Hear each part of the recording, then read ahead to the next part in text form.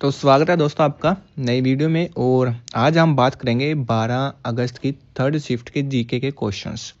जो पहला क्वेश्चन था आपका वो था कि लाल किले के निर्माण के समय मुगल शासक कौन था। ठीक है जी, तो उत्तर है इसका कि लाल किले का जो निर्माण है वो मुगल शासक शाहजहां के समय में हुआ था। नेक्स्ट क्वेश्चन है कि ओवरसीज सिटीजन ऑफ इंडिया का अर्थ क्या है।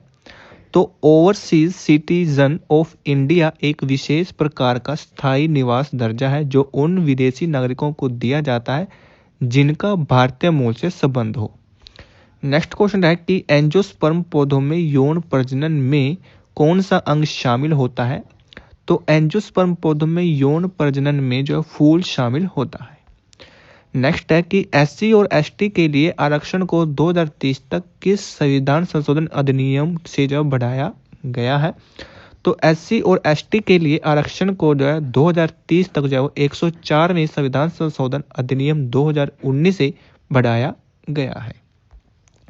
नेक्स्ट है कि मेक इन इंडिया परियोजना का मुख्य उद्देश्य क्या है। तो मेक इन इंडिया का मुख्य उद्देश्य भारत को विनिर्माण, नवाचार और डिजाइन का एक वैश्विक केंद्र बनाना है। नेक्स्ट है कि नारी शक्ति योजना का उद्देश्य क्या है।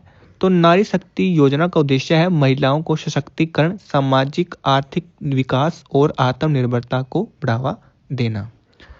नेक्स्ट था कि मॉनिट्रियल प्रोटोकॉल जो किस गैस के नियंत्रण के लिए बनाया गया था। तो मॉनिट्रियल प्रोटोकॉल जो कि क्लोरोफ्लोरो कार्बन और अन्य ओजोन परत को नष्ट करने वाली गैसों के नियंत्रण के लिए बनाया गया था। उसके बाद है कि 1857 की क्रांति का इनमें से कौन सा कारण नहीं था। तो कम वेतन, और जो कि 1857 की क्रांति का प्रमुख कारण नहीं था। उसके बाद है कि डीआरडीओ और भारतीय नौसेना द्वारा हाल ही में विकसित नया अंडर वाटर माइन कौन सा है। तो डीआरडीओ और भारतीय सेना द्वारा विकसित नया अंडर वाटर माइन है multi influence ground mine. Next है कि आपका यहाँ पर जगदीशपुर हल्दिया बोकारो धमरा गैस पाइपलाइन किस चीज का परिवहन करती है। तो यह जो प्राकृतिक गैस का जो परिवहन करती है। नेक्स्ट क्वेश्चन था आपका कि भारत के दो स्थलबद्ध पड़ोसी देश कौन से हैं। तो भारत के दो स्थलबद्ध पड़ोसी देश हैं नेपाल और भूटान।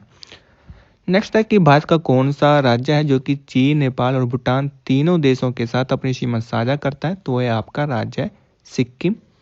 ठीक है जी। नेक्स्ट है कि 2025 में कितने राज्यों में विधान परिषद हैं। तो 2025 तक भारत में कुल 6 राज्यों में विधान परिषद है। आंध्र प्रदेश, तेलंगाना, कर्नाटक, महाराष्ट्र, उत्तर प्रदेश और बिहार। 2025 में जेंडर गैप इंडेक्स में सबसे शीर्ष पर कौन सा देश है। तो 2025 में जेंडर गैप इंडेक्स में आइसलैंड जो सबसे शीर्ष पर है। नेक्स्ट क्वेश्चन था कि भारत का विस्तार किन देशांतरों के बीच है। तो भारत का जो विस्तार है वो 68.7 डिग्री और पूर्वी देशांतर से 97 डिग्री 25 पूर्वी देशांतर के बीच है। उसके बाद है कि ई विधान ऐप में कितने राज्य शामिल हैं। तो उत्तर इसका 28 राज्य। नेक्स्ट है कि गोदान पुस्तक के लेखक कौन है। तो गोदान पुस्तक के लेखक है मुंशी प्रेमचंद।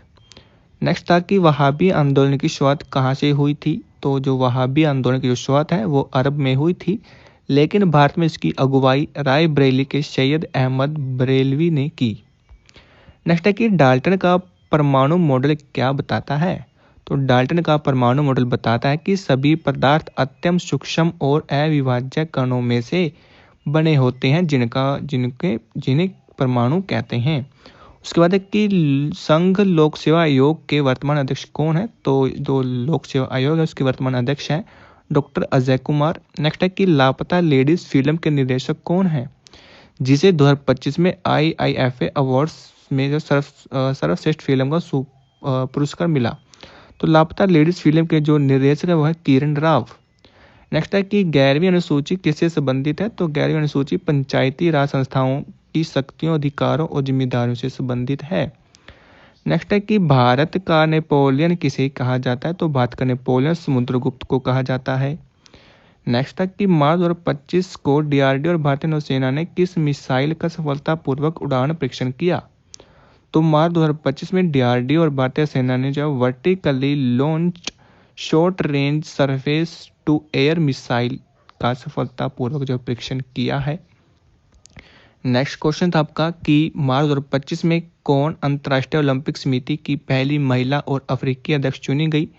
तो मार्च 2025 को जो क्रिस्टी कोवेट्री और अंतर्राष्ट्रीय ओलंपिक समिति की पहली महिला और अफ्रीकी अध्यक्ष चुना गया है। नेक्स्ट है कि ग्रामीण युवा रोजगार योजना किससे संबंधित है। तो ये जो ग्रामीण युवा रोजगार जो योजना है वो ग्रामीण विकास और रोजगार सृजन से संबंधित है। उसके बाद था क्वेश्चन आपका कि property owners association versus state of Maharashtra भूमि का मुद्दा किस पर आधारित था। तो यह मामला Maharashtra housing and area development act 1976 की धारा 8A की संवैधानिक वैधता से संबंधित है। नेक्स्ट है कि देवपुत्र की परिभाषा क्या है। तो देवपुत्र का अर्थ है देवता का पुत्र। यह शब्द प्राचीन भारतीय इतिहास में कुषाण शासकों के लिए प्रयोग किया जाता था। नेक्स्ट क्वेश्चन था कि किसी फाइल को डिलीट करने पर वह कहाँ जाता है। तो किसी फाइल को अगर हम डिलीट करते हैं तो यह जो है रिसाइकल बिन में जो है जाता है। उसके बाद है कि 1929 में सेंट्रल असेंबली में बटुकेश्वर दत्त के साथ किसी ने बम फेंका था। तो बटुकेश्वर दत्त के साथ भगत सिंह ने बम फेंका था।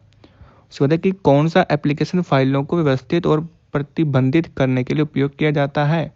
तो फाइल एक्सप्लोरर का जो उपयोग है वो फाइलों को व्यवस्थित और प्रतिबंधित करने के लिए किया जाता है। उसके बाद है कि Ctrl+D दबाने से क्या होता है। तो यह एप्लीकेशन पर निर्भर करता है, जैसे कि वेब ब्राउजर में यह पेज को जो बुकमार्क कर देता है। उसके बाद है कि 1991 में हुए निजीकरण का अर्थ क्या है। तो 1991 में हुए निजीकरण का अर्थ है सरकारी स्वामित्व वाले उद्योगों को निजी क्षेत्रों को सौंपना। तो ये दोस्तों आपके जीके के क्वेश्चन जो कि 12 अगस्त की थर्ड शिफ्ट में पूछे गए थे। उम्मीद करता हूँ आपको वीडियो अच्छी लगी होगी। वीडियो अच्छी लगी है वीडियो को लाइक कर देना और चैनल पर नए हैं तो चैनल को सब्सक्राइब कर लेना।